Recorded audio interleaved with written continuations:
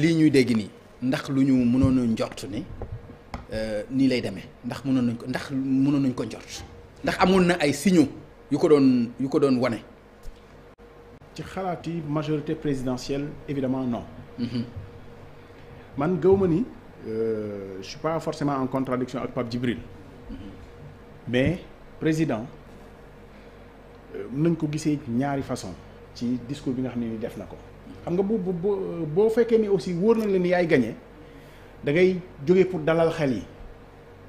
c'est-à-dire pour nit ñi sax bañ a gàkkal sa victoire léeg-léeg boo demee ba naagu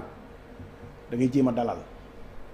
te xëy na ce matin peut-être ci séquence boobu la nekkoon séquence su bon jàpp naa ni maay gagné donc naa dalal bañ a yokk fitna daal pour yëf yi mën a dal. yaakaar nga xam xal noonu la demee. élection yi c'est-à-dire président de la République. président dina am information de. dina am ay sondage am yoo xam ni. yow xëy na doo ko am keneen non c'est pas toujours le cas ci xam nu élection di demee c'est-à-dire am na yoo xam ne surprise yi li ko waral mooy élection yi élection président de la République la vraiment soxlawul ñuy waxati ay élection locale ndax moom moo tabb ñi nga xam ne yaakaar naa ni sax mën naa wékku ci ñoom pour ñu jàllale ko ci leneen ay candidat am la samp moom moo leen samp. D'accord. donc ay nit la yoo xam ne ma baalaat de Abdoulaye maa ngi excusé wu de ak la régie. face non y a pas de souci. face Gueule Tapée la ñuy dem fekki fa Maymouna Ndiaye Maymouna ñu ngi lay nuyu. ñu ngi lay fay Pam Ngagne. waaw Maymouna lan nga ñu mën a wax ci tendance yi nga xam ne mi ngi ci sa loxo foofu noonu. tendance yi liñ ci mën a wax mooy déjà ñu ngi ci commune bu Gueule Tapée Fass Colobane plus précisément ci école El Hadji Amadou Lamine Diène fii nag ci bureau numéro 1 gis nañ ni coalition Yewwi Askan Wi moo fi nekk en tête 121 lañ fi am topp ci nag Bokk Gis Gis 54 après nag Benno Bokk Yaakaar door a ñëw boobu mooy résultat yi nga xam ni ci ville de Dakar la bu fekkee nag ci commune bi la moom it coalition Yewwi Askan Wi ñoo am 107 ci bureau numéro 1 bi bu ñu ci noppee tamit gis nañu ni convergence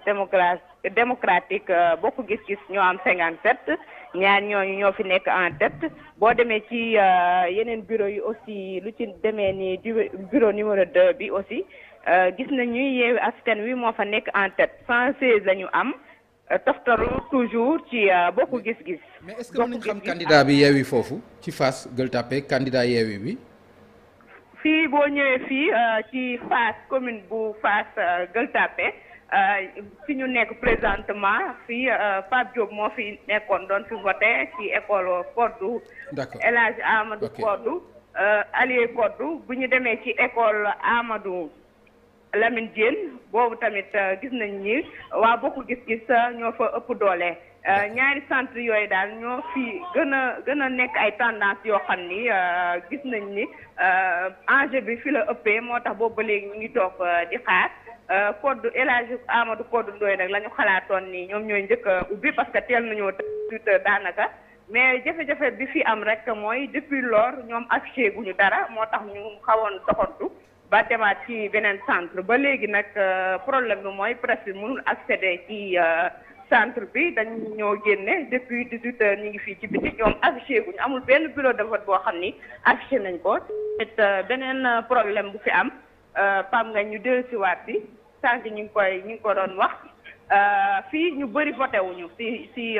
école bi ñu bëri tamit ñi ngi xalaat ni loolu dina influencer un peu vote bi parce que fii ci centre El Hadji Amadou Codou Ndoye dañu gis ni personne âgée ñu ngi fii toog ba léegi am na ci ñoo xam ne tamit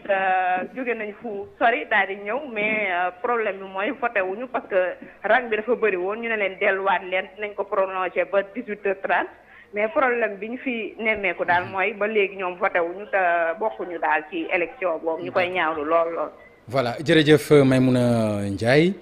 ci Fass Gueule Tapée ñu koy gërëm ñu dem Yoff fekki fa Pape Fara ñi ngi Yoff Pape Fara.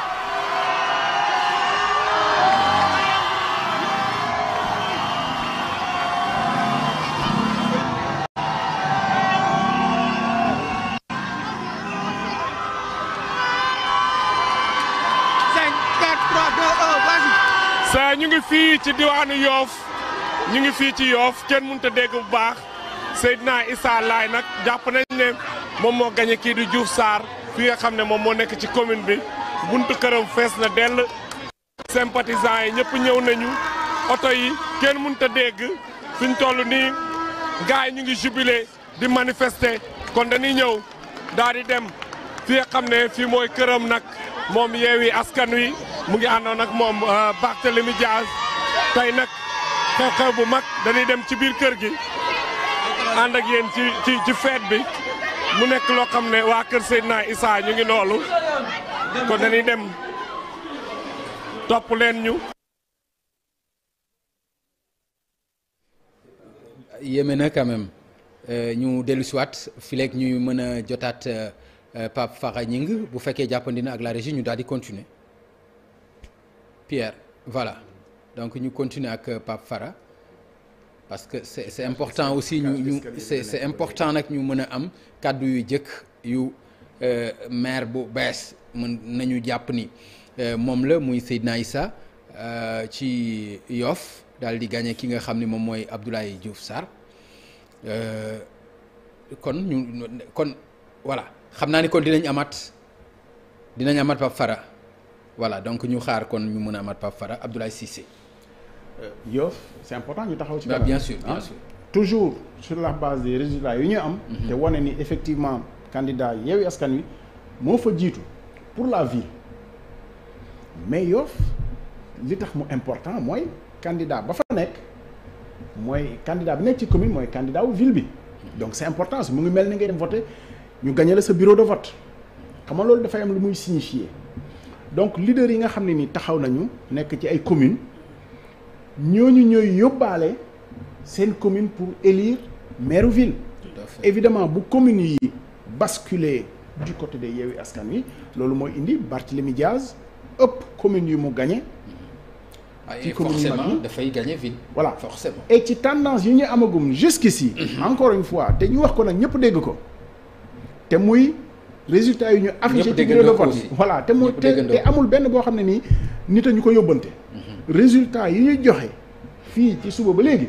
mooy li nga xam ne nit ñi dépouillé nañ ko affiché ko ci bureau de vote yi ñu wut nag suñuy ndaw suñuy relais parce que xëy na correspondant yi ñi am na yëpp matalu ko mais wut nañ suñu nit yu wóor yoo xam ne ñu ngi jàppale ci liggéey bi. D'accord. lu ñu affiché rek la ñu est-ce que c'était prévisible? Non, c'était pas prévisible en tout cas dans le camp soo may laaj du point de vue analyse. Évidemment on pouvait penser. Évidemment il y avait des signaux. fan nga ko teg yan signaux? Alors soo xoolee. Dakar. Khalifa Sall quand même loo ko xalaat am na lu mu téye Dakar. te am na lu ko waa Dakar xëy na jàppal ni war nañ ko koo delloo. te coalition bi mu nekk investiru na ci bu baax a baax. yokk ci nag vraiment on fait de l'arithmétique boo xoolee coalition bi ñi ci ànd bëri nañu ay leaders yoo xam ne ni représenté nañu quelque chose nangoo ñoom ci seen bopp. non seulement mu yële ma yow mais nangoo c'est-à-dire dellu parce que leaders yi ci nekk yëpp soxla ñu leen di lim mais bu ñu leen limoon nga xam ni ku nekk mënoon naa ne man maay nekk mairie Dakar xam nga loolu mooy yàq coalition bu mel ni ki par exemple. C'est important ñu def le parallèle coalition wàllu Sénégal bu parti démocratique sénégalais déggoowuñu seen biir ci kan la ñuy def Dakar entre Pape Diop et Doudou Wade xam nga loolu moo yàq coalition boobu coalition Yewwi Askan Wi c'est ça qu'ils ont réussi am un leader boo xam ne peut-être ñoom ñëpp ay leaders yu mag yoo xam ne ñu ngi fi nangu Barthélémy Dias jiitu loolu ça paye du point de vue de la maintenant du point de vue de Benno moi je pense effectivement que non ils étaient sur leur certitude certitude que Dakar lébu ça a déterminé le choix du président d'ailleurs pour Diouf Sarr loolu déterminé na choix au président pour Diouf Sarr au détriment de Amadou Ba donte Amadou Ba moo nekk ci commune bi gën a mag Parcelles Assainies nga xam ne boo ko gañee mu yóbbaale waaye tey gis nga ko xamuñu fu mu féete te mën naa basculer évidemment du côté de Yewwi Askan Wi mais le camp du pouvoir était sur ses certitudes. Et c'est la même chose pour Guédiawaye. À Guédiawaye, le camp du pouvoir ne pensait pas du tout perdre Guédiawaye. Et président wax bi mu wax ci suba man pour man waxu dox ci suñu xel la dox ci xelu nit ñi boog ñi koy dégg parce que effectivement waxi dalal la wax te ku ne xam na ni président nag ci wàllu xëccoo élection ak waxi ak dafa ñagas mais boo demee ba naagu li ngay bëgg mooy noonu mujjee rek ci jàmm bu ñu waxati waxi bàkku bu ñu xatraayu parce que boo jàppee ni yow yaay gagné amoo benn intérêt élection yàqu wala nit indi ci fitna donc yow sax yaa am responsabilité dalal je pense que ci logique boobu la nekkoon ce matin dafa fàttali ñaari principe rek déglu nga ko déglu nañ ko dafa fàttali ñaari principe rek ci ne progrès yi ñu def ci wàllu réforme code électoral bi moo indi élection du maire au suffrage universel direct mu bàkk ko deuxième bi mu bàkk ni opposition moo ñaan ñu yokk proportionnel bi pour nit ñi gën a mën a am ay conseillers 55% la ñu yóbbu proportionnel majoritaire bi nga xam ne mooy fal maire 45% la ñu ko bàyyi daf doon bàkk rek progrès yi nga xam ne ci moom la jógee mais loolu encore une fois je pense que daf ko tegoon ci d'accord wóolu boppam pardon Abdoulaye nga baal ma ñu dem Mbao fekki fa As Malick Diop As Malick ñi ngi